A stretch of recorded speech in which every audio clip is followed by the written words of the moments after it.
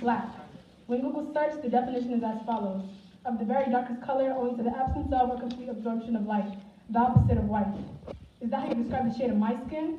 No, you'd say I'm brown, but I'm black, like the ancestors behind me and the generations that will come forth of me. What's a black person to you? One may describe darker in skin color, dark hair, curly kinky hair strands, but you're forgetting some words. Loud, ghetto, and dangerous.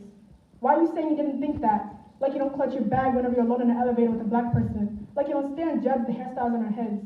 Like you don't call our clothes and our jewelry ratchet. Like you don't turn a blind eye whenever you see the tragedies happening to black people that air on your TV. I'm not trying to guilt you into feeling bad. I'm only bringing out that feeling that you like to mask. White savior, they call it. When you say you do anything to help our case, like we're some lost cause.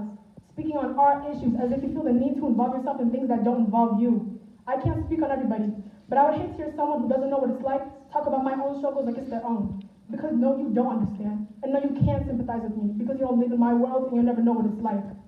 Do you feel confronted? Like I'm judging you and saying things that are uncalled for? It might be because I am confronting you. Like how those victims of police brutality felt confronted when they were shot down, like birds in the sky, with no representation, no voice to tell their side of the story, like George Floyd.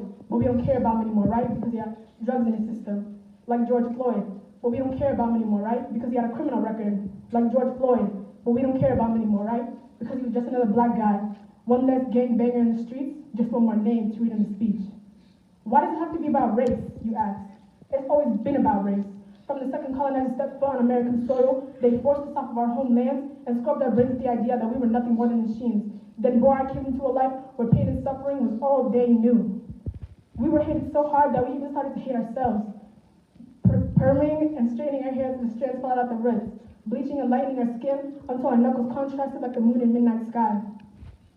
Black boys aren't even attracted to black girls, and when you ask them why, they just do too much, too outspoken, too dark. But it was your mother who gave you the melanin in your skin. How dare you come for the woman who raised you? And even if they are so loud and proud about their culture, so what? What's the bad about embracing the stereotype? For me, I can only find one downside, and it's the culture vultures who like to swoop down and snatch up our slang, our music, our style, and our hair. When we are too loud about the beauty of our culture, non-black people love to swear they can wear box braids, waist beads, and if they have enough nerve, even say the N-word.